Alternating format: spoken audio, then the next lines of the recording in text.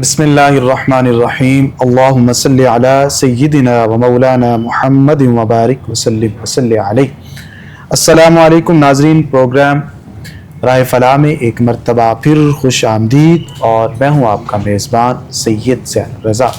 ناظرین، آج کے اس ہفتہ وار پروگرام کے اندر ہم جس عنوان پر گفتگو کرنے کی سعادت حاصل کریں گے وہ ہے استقبال رمضان المبارک۔ ناظرین، ماہ رمضان المبارک کا مہینہ قریب ہے، اور عشاقان مصطفیٰ، اہل ایمان سب اس چیز کے مشتاق ہے کہ کب وہ مبارک گھڑیاں ہمیں نصیب ہوں، کب وہ مبارک ساعتیں ہمیں نصیب ہوں کہ جب ہم روزانہ تراویح کی نماز ادا کیا کرے، اسی طرح روزہ رکھا کرے، اللہ کو یاد کیا کرے، استغفار کرے، جہاں پر نیکیوں کے جو درجات ہیں، نیکیوں کا جو ثواب ہے وہ اللہ کے حضور بڑھا دیا جائے۔ ہم ایک عمل کریں تو ہمیں 10 سے لے کر 70 نیکیوں تک ثواب ملے۔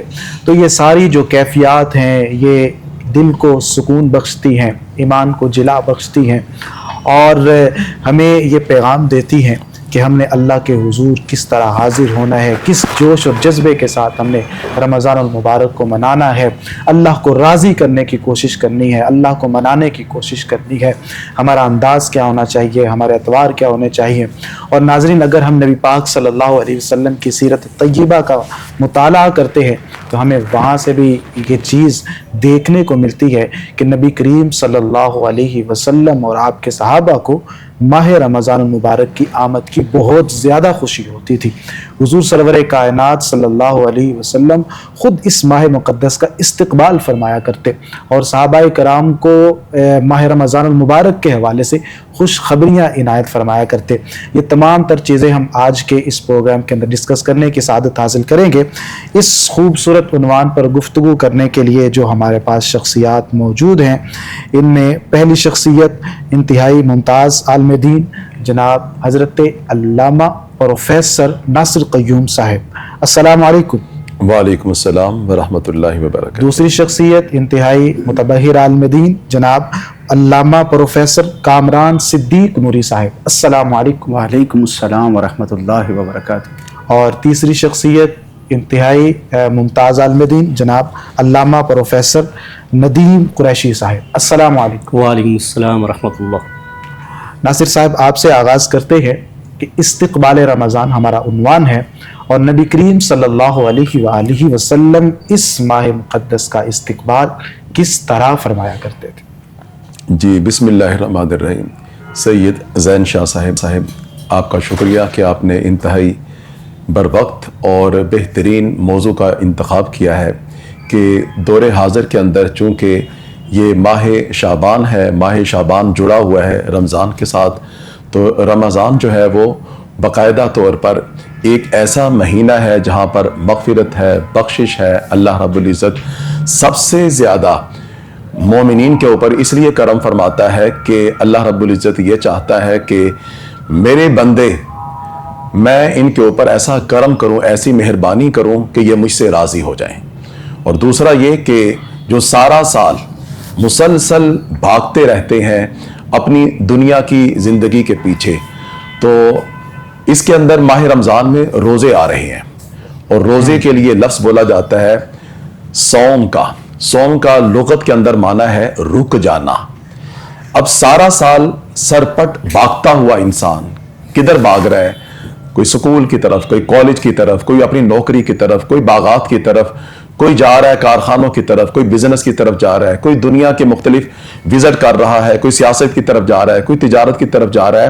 تو ایک باغ دوڑ لگی ہوئی ہے، اور ہر ایک ایسا دوڑ لگا رہا ہے، اسے خبر ہی نہیں کہ دنیا کے اندر رک کے سانس لے کے سوچنا بھی ہے کہ میں کیوں پیدا ہوا، کیا یہ ساری چیزیں جن کے پیچھے ہم بھاگ رہے ہیں، کیا میں نے یہی عمل کرنا تھا؟ انہی چیزوں کے لیے میں پیدا ہوا ہوں۔ قرآن کریم اللہ پاک فرماتا ہے کہ فَفِرُّوا إِلَى اللَّهِ، اللہ کی طرف بھاگو۔ تو یہاں پر ہم نے سب سے پہلے بریک لگانی ہے، اور وہ بریک انسان کو سب سے پہلے ماہ رمضان میں روزے کی شکل میں اللہ رب العزت عطا فرماتا ہے۔ اور روزے کی شکل میں انسان اپنی زندگی کے اندر کھانے اور پینے اور دوسرا گناہوں کے اندر ایسا سارا سال مبتلا ہو جاتا ہے کہ اسے خبر ہی نہیں ہوتی کہ بے شمار گناہ اس کی زندگی کے ساتھ جڑ گئے ہیں، اور کچھ گناہ تو وہ یہ سمجھتا ہے کہ یہ رسم، یہ کلچر، یہ ہمارے زمانے کی چیزیں ہیں، چلتی ہیں، چلیں گی۔ تو ماہ رمضان کہتا ہے نہیں، تم اس دنیا میں تمہیں کسی بھیجنے والے نے بھیجا، اور واپسی میں وہ تم سے پوچھے گا، سوال کرے گا کہ کیا لے کر آئے میری بندگی، کیا لے کر آئے میری عبادت، کیا لے کر آئے دنیا کے اندر جس مقصد کے لیے تمہیں بھیجا تھا۔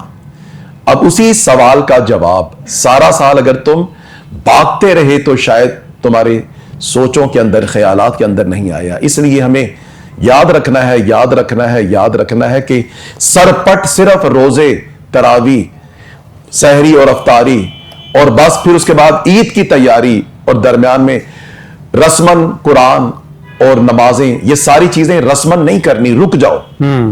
من صاما رمضان، جس نے رمضان جو ہے وہ اس کے اندر یہ حاصل کیا، وہ کیا کرے گا کہ وہ کیا کرے گا؟ اللہ پاک کی بارگاہ میں سب سے پہلے احتساب اپنا کرے۔ احتساب کیا ہوتا ہے؟ لما تقولون ما لا تفعلون۔ آج ہم سارے فقرہ بولتے ہیں، کیا فقرہ بولتے ہیں؟ بچے بگڑ گئے، بڑے بگڑ گئے، بزرگ بگڑ گئے، عورتیں بگڑی ہوئی ہیں، ہمیں سب کچھ نظر آ رہا ہے، اچھا، اور سب سے شکوہ ہے میں اچھا ہوں۔ صرف انسان کو جو چیز نظر نہیں آتی، اپنا آپ نظر نہیں آتا۔ اقبال نے کہا تھا، اپنے ہی من میں ڈوب کر پا جا سراغ زندگی۔ ہم نے اپنے آپ کو دیکھنا تھا، من عرف نفسا فقد عرف ربا۔ اپنی ذات کو میں نے اپنے آپ کو تلاش کرنا تھا، میں کیا ہوں۔ شاہ صاحب، یہ کیا حقیقت نہیں کہ مجھے اپنے گناہ نظر نہیں آتے؟ میری آنکھ سب کو دیکھ رہی ہے، مگر یہ آنکھ خود کو نہیں دیکھ رہی۔ سب سے مشکل چیز کیا ہے؟ رک جاؤ اور اپنے آپ کو دیکھو، اور دوسروں کے کپڑوں کو سیدھا کرنے والے، دوسروں کے چال ڈال کو سیدھا کرنے والے، بات چیت کو سیدھا کرنے والے، اعمال کو سیدھا کرنے والے، چھوٹی چھوٹی چیزوں پر نگاہ رکھنے والے اپنے اوپر بھی نگاہ ڈال رہے۔ اور کسی نے کیا خوب کہا تھا، جب تک نہ تھی اپنی خبر رہے دیکھتے اوروں کے عیب و ہنر، اور جب پڑی خود پہ نظر پھر نگاہ میں کوئی برا نہ رہا۔ بے شک۔ تو سب سے پہلے رک کے ماہ رمضان کا استقبال ایسے کرنا ہے کہ اپنے آپ کو پڑھنا شروع کر دو، مجھ میں کیا کمی، مجھ میں کیا خامی ہے، مجھ میں کیا خرابی ہے، کیونکہ سارا زمانہ چیخے مار رہا ہے کہ میں ٹھیک، میں معصوم۔ تو یہ زمانے کے اندر گناہ پھر فرشتے آ کے کرتے ہیں۔ بالکل۔ سب سے پہلے سچ بولنا ہے اور اپنے آپ کے ساتھ بولنا ہے کہ میں کتنا برا ہوں، میرے اندر کون کون سی برائی ہے۔ تلاش کرو ماہ رمضان سے پہلے اپنے گناہوں کو، اور پھر ماہ رمضان میں اپنے رب سے گڑ گڑاؤ کہ میرے مولا، یہ جو دامن میں اتنی گندگیاں نظر آ رہی ہیں، اس رمضان میں، رمضان رمض سے نکلا ہے، اس کا مطلب ہے تپش، شدید گرمی، میرے مولا میرے دامن سے میری سارے گناہ جلا دے، نکال دے، میری روح کو پاکیزہ، روشن اور منور کر دے جیسے میں پیدا ہوا تھا۔ بے شک، یعنی رمضان المبارک جب آتا ہے تو پھر انسان کی یہ کوشش ہونی چاہیے کہ جہاں اس نے پورا سال کوتاہیاں کی ہیں، لیکن اس مہینے کے اندر چونکہ اس کے پاس اپنے آپ کو تبدیل کرنے کے یا اپنے آپ کو نیک بنانے کے مواقع زیادہ ہوتے ہیں، ماحول بھی ایسا بن چکا ہوتا ہے، تو انسان اگر کوشش کرے اپنے آپ کو چینج کرنے کی، اپنی عادات کو چینج کرنے کی، اپنی سوچ اور فکر کو چینج کرنے کی، تو انسان بآسانی اس مقصد کے اندر کامیاب و کامران ہو سکتا ہے۔ پروفیسر کامران صدیق نوری صاحب، آپ کی جانب آتا ہوں، آپ بتائیے گا کہ ماہ رمضان المبارک کا جو استقبال ہے وہ عملی انداز میں کس طرح کیا جا سکتا ہے؟ بسم اللہ الرحمن الرحیم۔ اللہم صلی علی سیدنا و مولانا محمد وعلی آلہ و صحبہ وبارک وسلم۔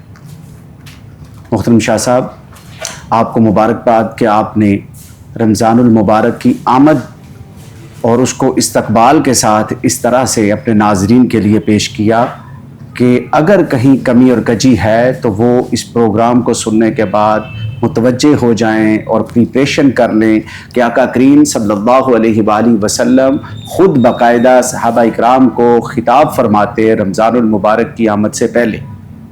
حضرت سلیمان فارسی رضی اللہ تعالی عنہ، آپ کی روایت کردہ حدیث پاک بتاتی ہے، اور انہوں نے حضور کا وہ خطبہ باقاعدہ کوٹ کیا اور ذکر کیا کہ آقا کریم صلی اللہ علیہ وآلہ وسلم صحابہ اکرام کو جمع کر کے تو ان کو آنے والے ماہ مبارک یعنی ماہ رمضان المبارک سے متعلق باقاعدہ آگاہ فرماتے اور اس کے لیے خبردار کرتے اور نیکیوں کی فصل بہار سے متعلق بتاتے.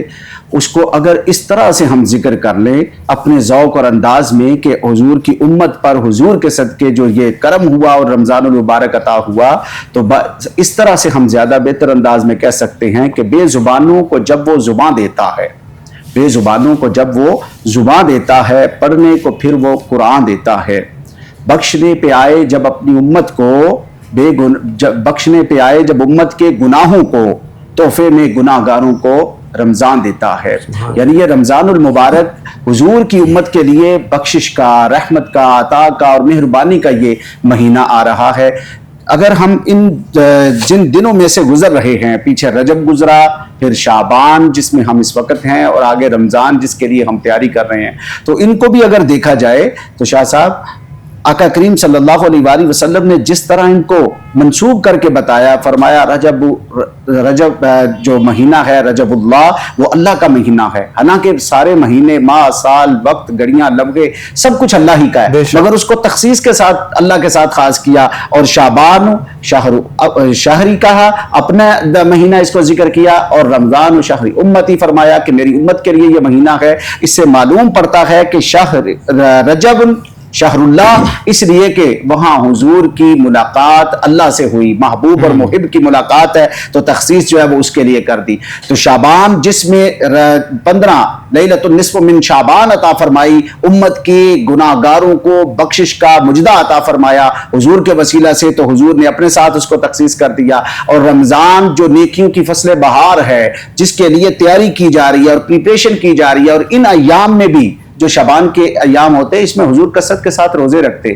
ام المومنین حضرت عائشہ صدیقہ رضی اللہ تعالی عنہا نے اور بھی صحابہ اکرام نے روایت بھی کیا اس کو. اور اس سوال کے جواب میں جو حضور سے پوچھا گیا کہ آپ کثرت کے ساتھ اس ماہ میں روزے رکھتے ہیں، تو حضور نے فرمایا کہ میں روزے اس میں کثرت کے ساتھ اس لیے بھی رکھتا ہوں کہ اس میں اعمال اٹھائے جاتے ہیں اللہ کی طرف، تو میں چاہتا ہوں کہ جب میرے اعمال اللہ کی بارگاہ میں پیش ہوں تو میں اس وقت حالت روزہ میں ہوں. پھر اور ایک روایت میں حضور نے فرمایا کہ ان کی کثرت دراصل پریپریشن ہے فار دا رمضان، کہ رمضان المبارک کے لیے جو ہے وہ اس کی پریپریشن کی جاتی ہے. اور صحابہ اکرام نے یہ ذکر بھی کیا کہ حضور کا معمول ایسا ہوتا کہ شعبان میں اتنے روزے رکھتے کہ رمضان کے ساتھ ملا دیتے.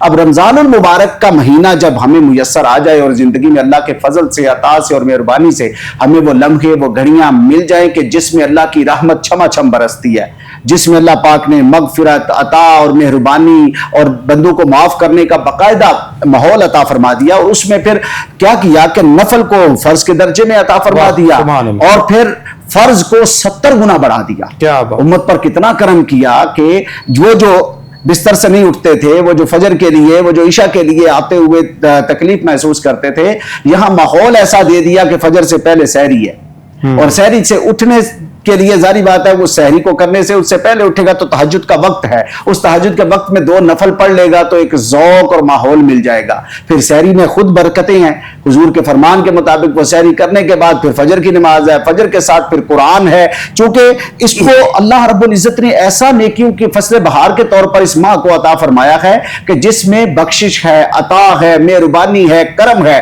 اور پھر اس پر بھی کیا کرم فرمایا کہ فرمایا للصائم فرحتان. حضور نے فرمایا کہ روزہ دار جو میرے لیے، جو اللہ فرماتا ہے کہ جو میرے لیے بھوک پیاس ہر چیز سے رک جاتا ہے، اس کے لیے 2 خوشیاں ہیں.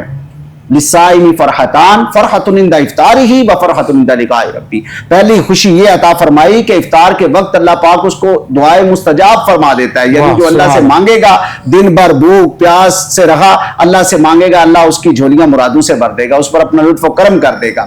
اور پھر اللہ رب العزت کا یہ وعدہ ہے کہ جو اس کے لیے روزے کی پریپریشنز کے ساتھ روزہ رکھے گا، اللہ اس سے ملاقات بھی فرمائے گا. اتنا بڑا انعام جو ہے وہ رمضان کی صورت میں ہے، رمضان میں روزوں کی صورت میں ہے. بس فرق یہ ہے اور کرنے کی چیز یہ ہے کہ ہم اس کے لیے خود کو پریپیئر کریں.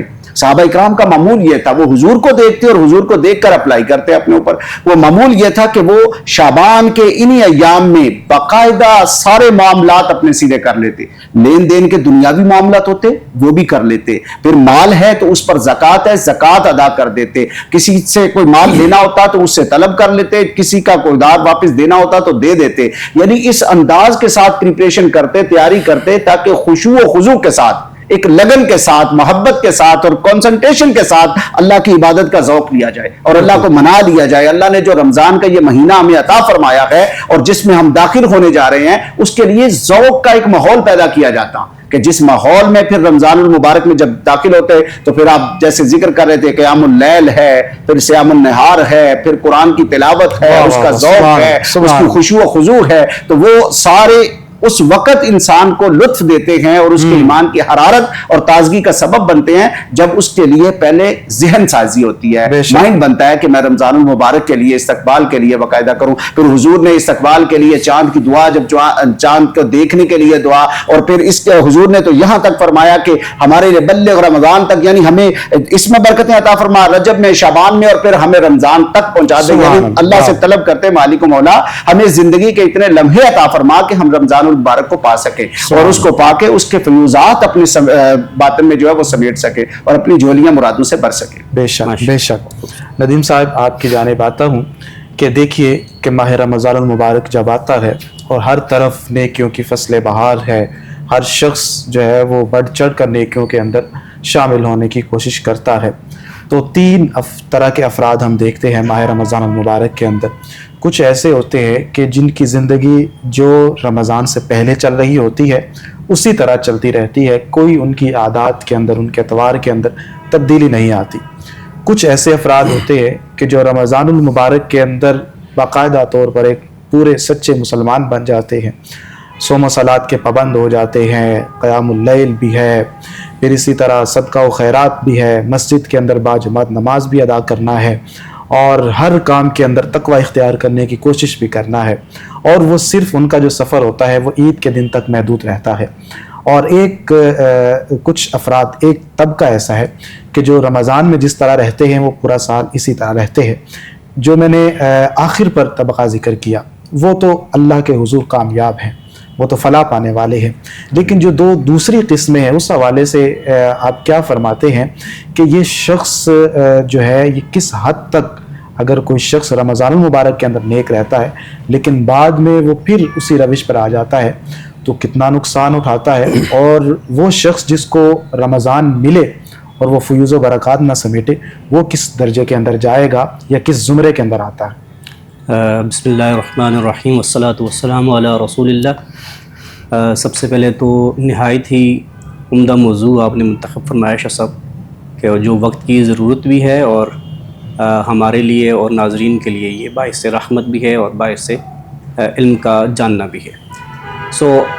سب سے پہلے جو استقبال رمضان کی بات کی جائے آپ کے سوال سے پہلے، تو حضور اکرم صلی اللہ علیہ وسلم نے جو معمولات تھے آپ صلی اللہ علیہ وسلم کے اور آپ صلی اللہ علیہ وسلم کے رمضان سے قبل، خصوصاً نوری صاحب نے ایک حدیث خوبصورت فرمائی اور اسی کا راوی ہیں حضرت انس رضی اللہ تعالیٰ عنہ. وہ فرماتے ہیں کہ نبی پاک صلی اللہ علیہ وسلم جب رجب کا چاند دیکھ لیتے تو آپ صلی اللہ علیہ وسلم دعا فرماتے اور فرماتے کہ اللہم بارک لنا فی رجب و شعبان و بارک لنا فی رمضان. اور دوسری حدیث میں ہے کہ حضرت انس فرماتے ہیں کہ نبی پاک صلی اللہ علیہ وسلم یہ فرماتے ہیں کہ اللہم بارک لنا فی رجب و شعبان و بلغنا فی رمضان، کہ ہمیں اس کی تیاری جو ہے وہ نصیب فرما یا ہمیں اس پہ داخل فرما.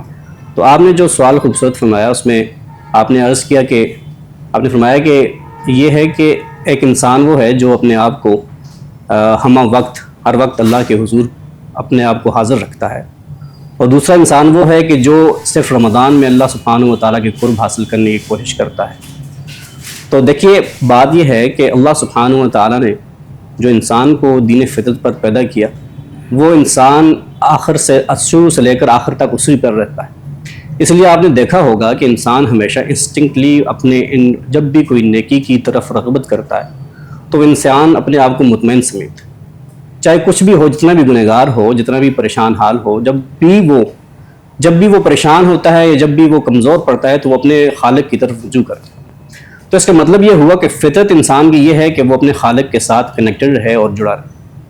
بات رہی رمضان کی تو یہ تو فصل گل ہے کہ اس میں ایسے خوبصورت پھول کھلتے ہیں کہ جو جتنا چن لے وہ بھی کم ہے.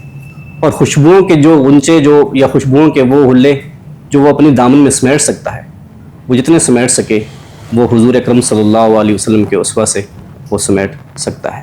حضور اکرم صلی اللہ علیہ وسلم نے اسی لیے رمضان سے پہلے بہت ساری ترغیب دی کہ رمضان المبارک کو کیسے اس کے فرائض کو، اس کے نوافل کو کیسے کیا جائے، وہ انشاءاللہ ہم ڈسکس بھی کریں گے. لیکن یہ ہے کہ وہ سارے طریقے اس لیے ہوئے، اس لیے بتائے گئے کہ اسپیشلی حضور اکرم صلی اللہ علیہ وسلم کا رمضان سے پہلے تیار ہو جانا. جس طرح علامہ صاحب نے فرمایا بھی کہ حضرت عائشہ صدیقہ رضی اللہ تعالیٰ عنہ پوچھتی بھی کہ یا رسول اللہ آپ یہ اعمال کیوں کرتے ہیں؟ تو آپ صلی اللہ علیہ وسلم نے فرمایا کہ جب میرے اعمال اللہ کے حضور پیش کیے جائیں تو میں روزے کی حالت میں ہوں اور میں نیک اعمال کی صورت میں. تو یہ سارے اعمال وہ ہیں جو انسانیت کی فلاح و بہبود کے لیے ہیں، اور انسان کو رمضان کے لیے تیار رہنا بھی اسی لیے حضور اکرم صلی اللہ علیہ وسلم نے آپ کی اسوہ سے یہ ثابت بھی ہے کہ آپ صلی اللہ علیہ وسلم رمضان سے پہلے اپنے آپ کو تیار کرتے اور ان لوگوں کی فلاح و بہبود کے لیے کام کرتے جو انسان اور معاشرے میں کمزور اور پست رہا کرتے تھے. بے شک. پروفیسر صاحب آپ کی جانب آتا ہوں کہ جس طرح ابھی رمضان المبارک کا ذکر چل رہا ہے اور حضرت نے بھی بتایا کہ اس ماہ مقدس کے اندر اللہ تعالیٰ جو نیکیوں کا اجر ہے وہ بڑھا دیتا ہے، نوافل کو فرائض کے برابر کر دیا جاتا ہے. پھر اس ماہ مقدس کے اندر عشرۂ رحمت بھی ہے، عشرۂ مغفرت بھی ہے، عشرۂ نجات بھی ہے. تو یہ ساری چیزیں ہمیں اس ماہ مقدس کے اندر دیکھنے کو ملتی ہیں. ایک مکمل بخشش کا پیکج ہمیں رمضان المبارک کی صورت کے اندر دکھائی دیتا ہے. سوال یہ ہے کہ جس طرح دوسرے مہینے بھی ہے تو یہ خاص مہینہ ہمیں کیوں عطا کیا گیا؟ اس کے اندر کیا حکمتیں ہیں؟ روحانی اعتبار سے بھی بتائیے اور اخلاقی اعتبار سے بھی ہمیں اس کے کیا فوائد حاصل ہوتے ہیں، اور یہ ہماری زندگی کے اندر اس مہینے کو سال میں ایک مرتبہ کیوں رکھا گیا؟ جی بہت شکریہ. ایک نئے اینگل سے، نئے زاویے سے آپ نے یہ بات کی ہے کہ یہ مہینہ کیوں عطا کیا گیا. جی گناہگاری کے طور پر اگر دیکھا جائے تو انسان صرف یہ ہے کہ جب اپنے خالق اور مالک کو بھولتا ہے تو یہ ضرور کہتا ہے کہ مجھے وسوسہ دیا شیطان نے، میں بھٹک گیا شیطان کی وجہ سے، مجھے راہ حق سے دائیں بائیں کرنے والا شیطان ہے. تو ہم فوراً الزام شیطان کے اوپر لگا دیتے ہیں. تو اللہ پاک نے کرم یہ کیا اس مقدس مہینے میں شیطان کو جو ہے وہ سنگل ڈال دیے، اسے قید کر دیا. تو وہ بندہ جو کہ بہانہ تراش رہا تھا کہ باری تعالیٰ میں اس لیے راہ حق سے دائیں بائیں ہو گیا، مجھے شیطان نے ادھر ادھر کیا، تو اللہ پاک فرماتا ہے کہ ٹھیک ہے، تیرے اوپر مزید کرم کرتا ہوں اس مقدس مہینے میں. جو تیرے اوپر مسلط تیرا شیطان ہے اب وہ مسلط نہیں ہوگا. تو اب تو اگر مجھ سے محبت کے دعوے بھی کرتا ہے، میری بندگی کے دعوے بھی کرتا ہے، کلمہ بھی میرا پڑھتا ہے، تو اب بننا میرا بندہ، اب آنا مغفرت کے راستے، جنت کے راستے، بخشش کے راستے کی طرف آ. تو سب سے پہلے تو اللہ پاک نے کرم وہ کیا کہ انسان جتنا بھی سوچے اپنے رب کا شکر ادا کرنا اس کے بس کی بات ہی نہیں. بے شک بے شک کہ میرے مولا. اور دوسرا یہ کہ اس مقدس مہینے کے اندر رمضان کے بدلے میں اللہ رب العزت دے کیا رہا ہے. فرمایا کہ الصوم لی وانا اجزی بہ. اللہ اکبر. ایک تو اس کا معنی یہ کیا جاتا ہے کہ میں اس کی جزا دیتا ہوں یا دوں گا، اور دوسرا اس کا معنی یہ کہ میں خود اس کی جزا ہوں. واہ واہ سبحان. اب دیکھیں ہمیں ماں باپ رب دے رہا ہے، ہمیں دوست احباب رشتہ دار رب دے رہا ہے، کھانا پینا رب دے رہا ہے. یہ کیا چیزیں ہیں؟ یہ وہ دنیا ہے جن کی محبتوں کے اندر ہم کبھی دائیں کبھی بائیں، کبھی آگے کبھی پیچھے مسلسل سر پٹ بھاگ رہے ہیں، اور کبھی اس کو راضی، کبھی اس کو راضی، کبھی اس کو راضی. وہ کہہ رہا ہے کہ اللہ اکبر، میں سب سے بڑا ہوں، سب کی رضا تلاش کرتے ہو، میری رضا کی کوئی ہلکی سی بھی تمہارے اندر کوئی حرکت نہیں، مجھے راضی نہیں کرنا. تو اگر واقعی تم میری بندگی کا دامن تھامنا چاہتے ہو, میری طرف آنا چاہتے ہو, ففروا الی اللہ, وہ کہتا ہے بھاگو میری طرف. ہم بھاگتے ہیں مال کی طرف, ہم بھاگتے ہیں دنیا کی چکا چوند کی طرف. وہ کہتا ہے میری طرف بھاگو, ففروا الی اللہ, میری طرف بھاگو. باری تعالیٰ کیسے بھاگے؟ فرمایا بھاگنا یہ نہیں ہے کہ رننگ کی جو ہمارے ہاں ایک نارمل شکل ہے, یوں بھاگنا شروع کر دو کہ اللہ تعالیٰ ادھر ہے ادھر ہے. اللہ تعالیٰ تیرے پاس ہے. کیسے؟ سحری اٹھ جاؤ, اس کے اندر اللہ پاک نے برکت رکھی, پھر کھانا, پھر اس لمحے تہجد کی شکل میں ہمارے لیے نوافل ہے, پھر اس کے ساتھ ساتھ روزے کا آغاز ہو رہا ہے. اور روزے کا آغاز کیوں کیا جا رہا ہے؟ کہ وہ انسان جو سارا سال بہانے لگاتا ہے, باری تعالیٰ میں سگریٹ نہیں چھوڑ سکتا, تجھے نہیں پتا, میں چائے نہیں چھوڑ سکتا, ہر گھنٹے کے بعد پینی ہوتی ہے, میرے لیے یہ چیزیں ناممکن ہیں. تو آپ دیکھیں کہ وہی انسان ہوتا ہے, اتنی طاقت روحانیت کی اس کے اندر پیدا ہو جاتی ہے کہ جو یہ کہتا ہے کہ میں ہر گھنٹے میں جکڑا گیا ہوں اپنے نشے کے اندر, باری تعالیٰ تیری طرف کیسے آؤں؟ تو اللہ تعالیٰ کہتا ہے یہ دیکھ رمضان اس لیے دیا رمضان کہ تو کر سکتا ہے, تو میری بندگی کی طرف آ تو صحیح, اور ارادہ تو کر. تو سارا سال جو یہ کہتا ہے کہ میں مر جاؤں گا چائے نہ پیوں, میں مر جاؤں گا حقہ نہ پیوں, میں مر جاؤں گا فلاں نشہ نہ کروں, فلاں نشہ نہ کروں, تو چھوڑ سکتا ہے. دیکھ تجھ سے میں نے چھڑا دیا. تو جو بہانے انسان اپنی فطرت کے اندر یوں لے کر بیٹھا ہے کہ اللہ تعالیٰ کو میں نے تو جواب دینا ہے, اور ایسا جواب دوں گا کہ اللہ بھی کہے گا ہاں ہاں بالکل ٹھیک کہہ رہا ہے, تیرے پاس تو بڑا زبردست قسم کا جواب ہے. تو کوئی جواب انسان کے پاس نہیں. انسان وما خلقت الجن والانس الا لیعبدون, اگر ماں باپ کو راضی کرنا ہے, اگر رزق کمانا ہے, سب کچھ کرنا ہے, تو جس نے ساری نعمتیں تمہیں دے دی اسی کو بولنا ہے, نہیں بولنا, اسی کو ساتھ ساتھ چلانا ہے. اور سب سے بڑھ کر اپنے رب کی بارگاہ میں 5 وقت آنا ہے. اللہ اکبر اللہ اکبر, یہ کیا ہے؟ یہ ایک صدا ہے, یہ ذکر ہے کہ بھائی کاروبار وہ بڑا ہے, نہیں یار نہیں بڑا, گاڑی یہ بڑی ہے, نہیں بڑی, رشتے بڑے ہیں, نہیں بڑے, دوستی بڑی ہے, نہیں بڑی. یہ جو 5 وقت ہمیں اذان سنائی دیتی ہے تو کیا ہے؟ اب رک جاؤ. سارا سال سنتے ہو تو ماہ رمضان سے پہلے ہوش کے ساتھ, سوچ کے ساتھ اور رک کے نا اپنا احتساب کرو. من صام رمضان ایمانا و احتساب, اس کو اللہ پاک نے جوڑا ہی ایمان اور احتساب کے ساتھ ہے. احتساب کیا ہے؟ احتساب سب سے مشکل چیز, بالکل سب سے مشکل مرحلہ, یہ دیکھنا کہ مجھ میں کیا غلطی ہے. مثلا مجھے امی نے کہا کہ تم بڑا غصہ کرتے ہو, تمہیں یہ بھی پتہ نہیں چلتا کہ میرے سامنے کیا بولتے ہو. تمہیں دوستوں نے کہا تمہارے اندر فلاں چیز ہے, مجھے جو کہا جاتا ہے تو میں ہٹ کرتا رہتا ہوں, میں نہیں مانتا, میں بہت اچھا ہوں کیونکہ میں نے ساری اچھائیاں میں نے اس کو سکھائی, اس کو سکھائی, اس کو سکھائی. ہم بھول جاتے ہیں پریکٹیکلی میں نے خود بھی کی, کیا میں خود بھی عامل بنا اس نیکی کا جس کو میں بڑی تواتر کے ساتھ, میں مسلسل ساری زندگی میں بڑا تیزی کے ساتھ بول سکتا ہوں.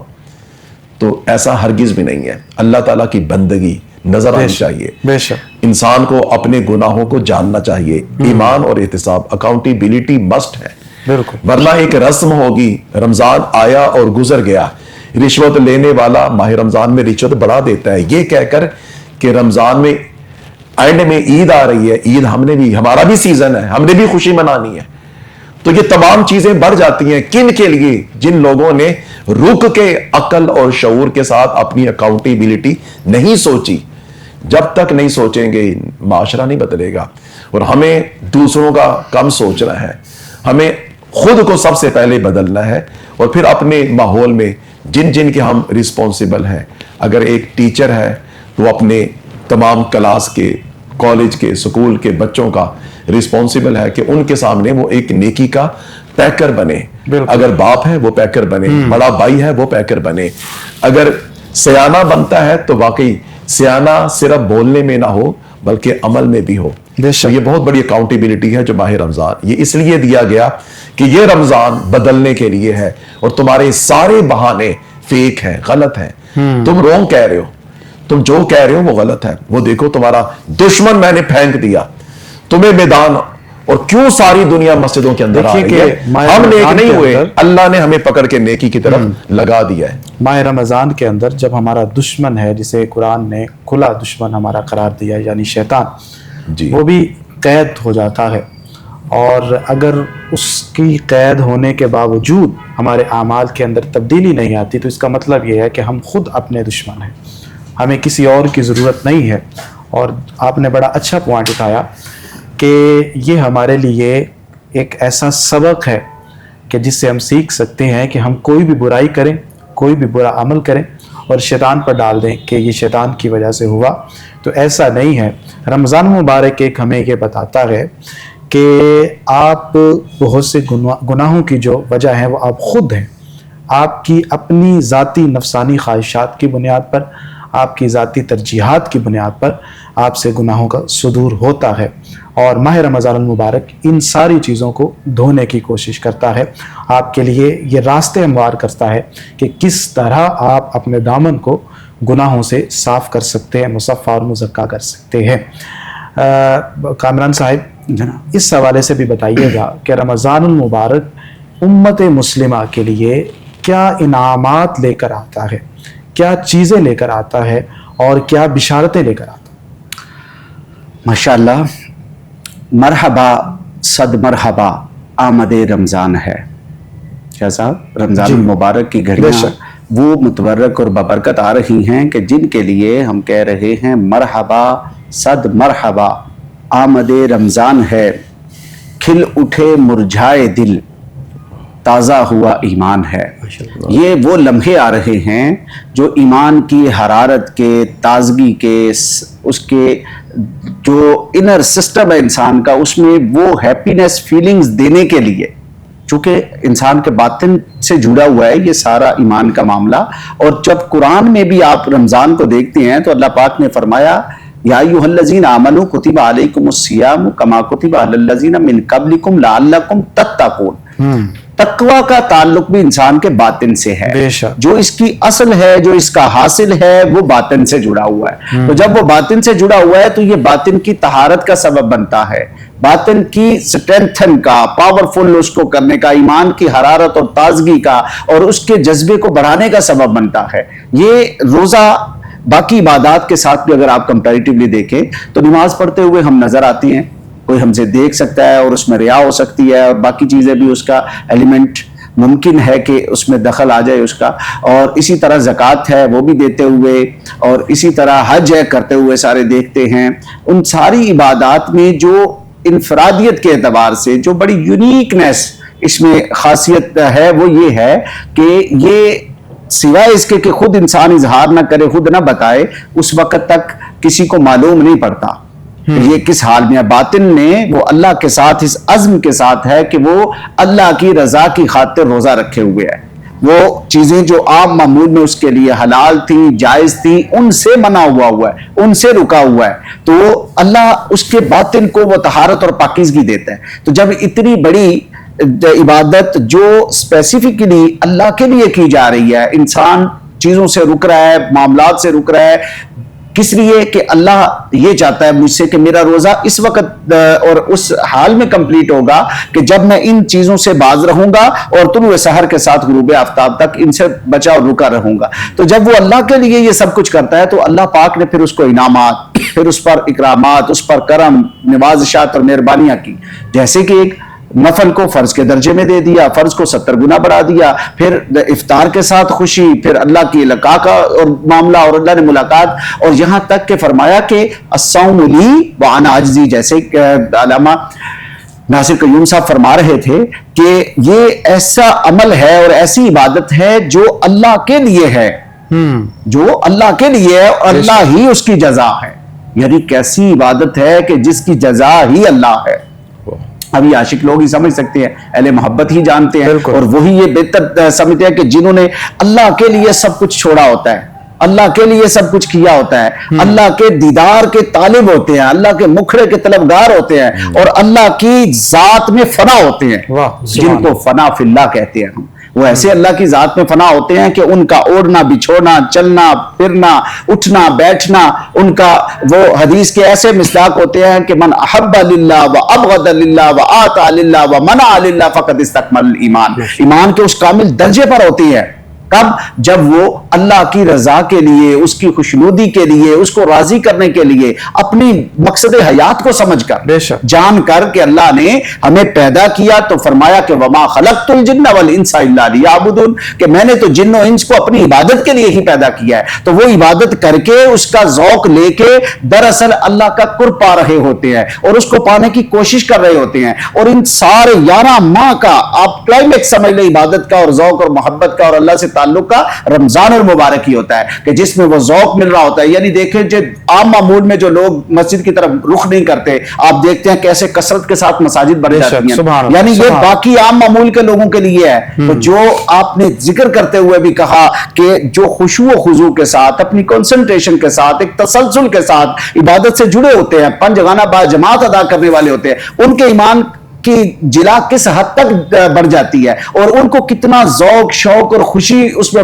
فیل ہو رہی ہوتی ہے جب رمضان المبارک آ رہا ہوتا ہے اور رمضان میں وہ ذوق پا رہے ہوتے ہیں، اور پھر اللہ ان سے وعدہ فرما رہا ہوتا ہے کہ میں نے تمہیں بخش دیا، میں نے تمہیں عطا کیا، میں نے تیرے ساتھ جو جو تو نے دعائیں مجھ سے طلب کی میں نے وہ بھی عطا فرما دی، جس کے لیے تو نے خیر مانگی اس کو خیر دی، جس کے لیے بخشش مانگی عطا فرما دی۔ یعنی اللہ اپنے بندوں کی سنتا ہے اور انہیں عطا فرماتا ہے، انہیں عطا فرمانے کے لیے ہی تو اس نے زندگی میں ان کو رمضان عطا فرما دیا ہے، اور اس رمضان میں وہ خوش نصیب ہیں کہ جو ان ساعتوں کو اپنے لیے بابرکت بنا کے اپنے لیے ذوق اور شوق اور خشوع اور محبت کا جو ہے وہ پیکر بن جائیں گے اور لوگوں کے ساتھ وہ خسری سلوک کریں گے۔ ایک عمل ہے جو اللہ کے لیے ہم کر رہے ہیں رمضان میں روزے کی صورت میں، اور دوسرا ہے جو اس کی مخلوق کے ساتھ ٹریٹمنٹ ہے۔ روزہ ہمیں یہ بھی بتاتا ہے کہ جب تم بھوک سے ہو تو تمہیں احساس ہوگا کہ کوئی اور بھوکا ہو تو کس طرح سے وہ فیل کرتا ہے، اس کی بھوک کو مٹانے کے لیے تم کیا کر سکتے ہو۔ اسی وجہ سے حضور آقا کریم صلی اللہ علیہ وآلہ وسلم نے روزے کے افطار پر جو ہے وہ زور دیا اور کہا کہ لوگوں کو افطار کرواؤ، روزے کے لیے دسترخوان بچھاؤ اور خیر صدقہ اور برکات کے لیے جو ہے وہ لوگوں میں بانٹو، سخاوت کا جو ہے وہ آپ کا جذبہ بڑھ جانا چاہیے اور اللہ کا دیا ہوا مال اس کی راہ میں خرچ کرنا چاہیے۔ یہ ساری چیزیں جب ہوں گی تو ڈیفینیٹلی ایک انر پیوریفیکیشن اینڈ سرٹیفیکیشن ہے جو شاہ صاحب اس روزے کی صورت میں ملتی ہے کہ بندہ سیٹسفائیڈ ہوتا ہے کہ میں جس مقصد کے لیے پیدا کیا گیا ہوں وہ بھی پورا کر رہا ہوں اور وہ اللہ مجھ پر انعام بھی کر رہا ہے۔ یعنی یہ فیلنگز کے ساتھ معلوم پڑ جاتا ہے بندے کو کہ ہاں اللہ کی طرف سے خیر اتر رہی ہے، مہربانی ہو رہی ہے اور اس کا ثمر مجھے عطا ہو رہا ہے۔ انشاءاللہ بڑا خوبصورت آپ نے اس حوالے سے بیان فرمایا۔ پروفیسر ندیم صاحب آپ کی جانب آتا ہوں کہ دیکھیے ماہ رمضان المبارک کو جب ہم نبی کریم صلی اللہ علیہ وسلم کی سیرت طیبہ کی روشنی کے اندر دیکھتے ہیں تو بہت سارے ہمیں عملی اسباق نظر آتے ہیں، تو ہمیں یہ بتائیے گا کہ حضور کی سیرت میں رمضان المبارک کا کیا مقام تھا، حضور اس ماہ مقدس کو کس طرح گزارا کرتے تھے، کیا کیا خصوصیات ہوا کرتی تھی دیگر مہینوں سے، اس مہینے کو حضور نے کیا کیا امتیازات عطا فرمائے ہوئے ہیں۔ بسم اللہ الرحمن الرحیم۔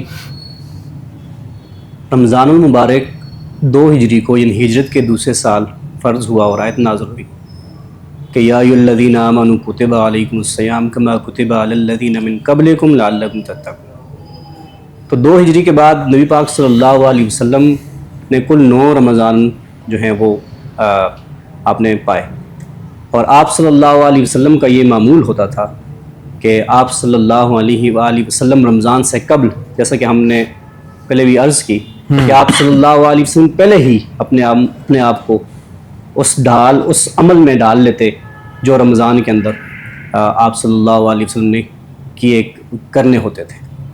اسی طرح آپ صلی اللہ علیہ وسلم، جیسے میں نے پہلے عرض کی کہ نبی پاک صلی اللہ علیہ وسلم نے 9 رمضان جو ہیں وہ پائے، اور آپ صلی اللہ علیہ وسلم نے ہر رمضان کے اندر اپنے آپ کو سب سے پہلے قرآن مجید کے ساتھ زیادہ جوڑا، اور یہی وجہ ہے کہ حضرت جبرائیل علیہ السلام خصوصاً رمضان کے مہینے میں آپ صلی اللہ علیہ وسلم کے پاس آتے اور پھر ایک قرآن کا دور چلتا اور آپ صلی اللہ علیہ وسلم قرآن مجید کا دور حضرت جبرائیل کے ساتھ فرمایا کرتے تھے، اور صرف دور نہ فرماتے بلکہ یہاں تک ہے کہ جب آخری سال جو نبی پاک صلی اللہ علیہ وسلم کا اس دنیا میں تھا تو آپ صلی اللہ علیہ وسلم نے ٹوائس یعنی 2 دفعہ حضرت جبرائیل علیہ السلام کے ساتھ قرآن مجید کا دور فرمایا.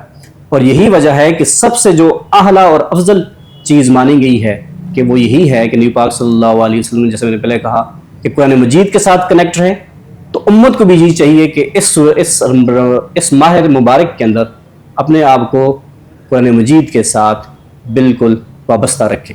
اس کے بعد حضور اکرم صلی اللہ علیہ وسلم کی سخاوت اس ماہ کے اندر بہت زیادہ بڑھ جایا کرتی ہے. بے شک بے شک. نبی پاک صلی اللہ علیہ وسلم نے فرمایا کہ اللہ جواد، کہ اللہ بہت سخی ہے، بہت سخاوت کرنے والا ہے. انا اجود الناس، سبحان تو میں لوگوں کے اندر سب سے زیادہ سخی ہوں. واہ واہ واہ، تو سبحان. حضور اکرم صلی اللہ علیہ وسلم کی سخاوت کا یہ عالم تھا کہ آپ صلی اللہ علیہ وسلم نے کبھی بھی اپنے کسی سوالی کو اپنے در سے خالی نہیں بھیجا. کیا بات. یہاں تک کہ جب حضور اکرم صلی اللہ علیہ وسلم کی رحلت قریب تھی تو آپ صلی اللہ علیہ وسلم نے پوچھا کہ کسی کا میں نے کچھ دینا تو نہیں ہے؟ تو ایک شخص نے کہا کہ یا رسول اللہ، آپ نے کچھ درہم یا دینار آپ نے میرے دینے ہیں. تو آپ صلی اللہ علیہ وسلم نے اس کی بھی ڈیوٹی اپنے کزن حضرت فضیل کے ذمہ لگائی. تو یہ معاملات حضور اکرم صلی اللہ علیہ وسلم کی سخاوت کے نہ صرف رمضان کے اندر تھے بلکہ رمضان سے باہر بھی ایسے ہی. لیکن رمضان میں آپ صلی اللہ علیہ وسلم سخاوت کے پیکر بن جایا کرتے. واہ. اور یہی وجہ ہے کہ ان کی سنت پہ عمل کرتے ہوئے ہمارے ہاں ایک یہ اچھا عمل بھی کیا جاتا ہے کہ لوگ دسترخوان لگاتے ہیں، لوگ ایک دوسرے کو افطار کراتے ہیں، افطار پارٹیز کی جاتی ہیں. لیکن اس میں یہ ضروری ہے کہ اپنی نیتوں کو بھی درست کیا جائے. محض دکھلاوا یا کسی کی رہنمائی نہ ہو. جس اللہ کے رسول صلی اللہ علیہ وسلم کی اتباع کی نیت سے کسی نے ایک کھجور بھی کھلا دی تو وہ اللہ سبحانہ و تعالیٰ کے ہاں بہت مقبول ہوگی. اس کے علاوہ حضور اکرم صلی اللہ علیہ وسلم نے ان 9 رمضان کے اندر جو آپ صلی اللہ علیہ وسلم نے گزارے، ان کے اندر اعتکاف کا، ہر سال اعتکاف کا آپ صلی اللہ علیہ وسلم نے اعتکاف کیا. یہاں تک کہ آخری جو ایک رمضان کے اندر آپ صلی اللہ علیہ وسلم اعتکاف سے اٹھنا پڑا آپ کو، لیکن آپ صلی اللہ علیہ وسلم نے اس کی بھی قضا فرمائی اور شوال کے اندر اس کو آپ نے دوبارہ کیا. یہاں تک کہ حضور اکرم صلی اللہ علیہ وسلم نے اس کی یہ فرمایا کہ جو شخص اعتکاف کرتا ہے وہ 3 خندق جہنم سے دور ہوتا ہے. سبحان. یا رسول اللہ یہ خندق ہے کیا؟ تو آپ نے فرمایا کہ ایک خندق کی لمبائی زمین اور آسمان کے درمیانی مسافت کی. تو جو شخص نیت کے ساتھ اپنے آپ کو اعتکاف میں رکھتا ہے، اعتکاف کرتا ہے، تو اللہ سبحانہ و تعالیٰ اس کو جہنم سے اتنے دور رکھتا ہے. تو یہی تھے حضور اکرم صلی اللہ علیہ وسلم کے. اس کے بعد حضور اکرم صلی اللہ علیہ وسلم نے فرمایا کہ 4 چیزوں کو رمضان کے اندر معمول بناؤ، اور 2 کے بارے میں فرمایا کہ 2 اللہ کو نہایت پسند ہیں اور 2 تم اس سے مستغنی نہیں ہو سکتے. سب سے پہلے نبی پاک نے فرمایا کہ کلمہ طیبہ، کہ اللہ سبحانہ و تعالیٰ کا ذکر کثرت کے ساتھ ماہ رمضان کے اندر نبی پاک صلی اللہ علیہ وسلم خود بھی کرتے. اور دوسرا نبی پاک صلی اللہ علیہ وسلم نے فرمایا کہ استغفار، کہ یعنی استغفار کو لازم پکڑو رمضان کے اندر زیادہ سے زیادہ.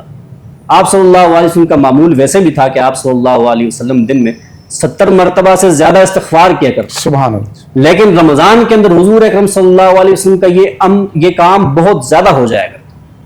اور نبی پاک صلی اللہ علیہ وسلم نے فرمایا کہ 2 چیزیں تمہاری ایسی ہیں کہ جس کے بنا تم رہ نہیں سکتے. ایک یہ ہے کہ جنت کا حصول، اور دوسرا یہ ہے کہ جہنم سے خلاصی.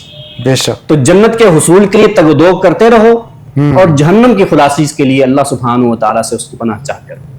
تو مختصراً یہی وہ امور ہیں جن کو ہم اگر ان کو ہی تھام لیں تو یقیناً ہم اللہ سبحانہ و تعالیٰ کے قریب بھی ہو سکتے ہیں اور حضور اکرم صلی اللہ علیہ وسلم کے اسوہ پر بھی عمل پیرا ہو سکتے ہیں.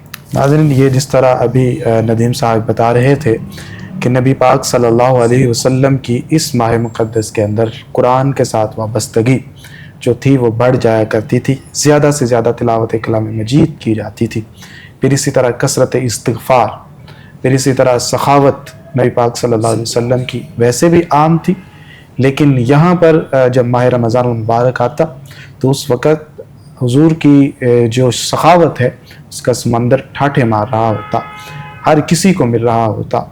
تو یہ ساری چیزیں ہیں کہ جو ہمیں بھی اپنانے کی ضرورت ہے کہ قرآن کے ساتھ وابستگی، قرآن کو پڑھیں، قرآن کو سمجھیں، اور اسی طرح قرآن پر پھر عمل کرنے کی بھی کوشش کریں. اور ساتھ ساتھ جو کثرت استغفار ہے یہ بھی ہمارا شیوا ہونا چاہیے. حضرت رمضان المبارک کے اندر ہم دیکھتے ہیں کہ جب انسان روزہ رکھتا ہے تو وہ بھوک اور پیاس کو محسوس کرتا ہے، تو یقیناً اس کے دل کے اندر یہ کیفیت پیدا ہوتی ہوگی اور ہوتی بھی ہے کہ جو بھوکے پیاسے ہیں ان کو بھی سمجھا جائے, ان کی کیفیت کو بھی سمجھا جائے, ان کے درد, ان کے کرب کو سمجھا جائے. تو رمضان المبارک اس حوالے سے بھی ہمارے لیے باعث رحمت ہے کہ ہمیں دوسروں کے جو درد ہے, جو دوسروں کی تکلیف ہے, اس کو سمجھنے کا پیغام دیتا ہے. ایک تو چیز ہم نے یہ فائنڈ کی ہے. اس کے علاوہ کون سی ایسی چیزیں ہیں کہ جو رمضان المبارک ہمیں بتاتا ہے کہ جب انسان رمضان المبارک گزار رہا ہوتا ہے, ماہ رمضان المبارک سے گزر رہا ہوتا ہے, تو کون سی ایسی چیزیں ہیں جو انسان کی شخصیت کے اندر, انسان کی ذات کے اندر پیدا ہوتی ہیں؟ جی, بڑی زبردست چیز ہے کہ اللہ کا کوئی بھی جو حکم ہے اس کے اندر اللہ رب العزت نے انسانوں کے معاملات کو الگ نہیں کیا. یہ عید آتی ہے اور اس عید سے پہلے فطر ہے, بالکل, اور جسے فطرانہ عموماً ہمارے ہاں کہا جاتا ہے. تو یہ کیا ہے کہ اللہ کی بارگاہ میں اگر ہم نے جو سارا کچھ کر لیا, ماہ رمضان میں سحری کی, قرآن پاک کو ہم نے قیام اللیل تراویح کی شکل میں رات کو سنا بھی, اور شاید درمیان میں خود بھی پڑھتے رہے, اور پھر اس کے بعد اس کو سمجھتے رہے, توبہ استغفار بھی کرتے رہے, راتوں کو جاگتے رہے, افطاریاں کرتے رہے, لوگوں کی مدد کرتے رہے, یہ ساری نیکیاں کی, اور ہم نے فطرانہ نہ دیا. یعنی لوگوں کو عید سے پہلے کم از کم, یہ چونکہ ہمارے ہاں فیسٹیول کا کنسپٹ یہ نہیں ہے کہ صرف عمرہ تک محدود ہے. بالکل, خوشی یہ ہوتی ہے جو معاشرے میں سب کے دامن میں نظر آئے, جس خوشی کو سارے انجوائے کریں, بے شک, جس کے اندر تمام لوگوں کو اس کا شیئر ملے. تو اس میں اب آپ نے ساری نیکیاں کر لی ہیں, اور انسان یہ سمجھتا ہے, کبھی کبھار بھول جاتا ہے کہ دیکھیں قرآن کس طرح کہہ رہا ہے کہ ارائیت الذی یکذب بالدین, کیا تو نے نہیں دیکھا, یہ ہے وہ شخص جو کیا کر رہا ہے, دین کو جٹلا رہا ہے. فذالک الذی یدعو الیتیم, اوے کھانا نہیں کھلا رہا, اللہ, یہ دین کو جٹلا رہا ہے. فویل للمصلین الذین هم یراؤون ویمنعون الماعون. یہ جو چیزیں ہیں کہ چھوٹی چھوٹی مانگنے والی چیزیں ہیں, نمازیں تو وہ چھوڑ نہیں رہا, نمازیں پڑھتے وہ بڑا نمازی کہلاتا ہے, مگر کسی نے مانگنے والی چھوٹی سی چیز مانگ لی, اس کے اوپر بڑا سخت ہے. نہیں, کسی کا کوئی بھلا ہو رہا ہے, کسی نے کہا بائک دے دو, کسی نے کہا گھر کے برتن دے دو, گھر سے کھانے پینے والی فلاں چیز دے دو, یہ مانگتے میرے پیچھے آ گئے ہیں اور میں کسی کو نہیں دیتا.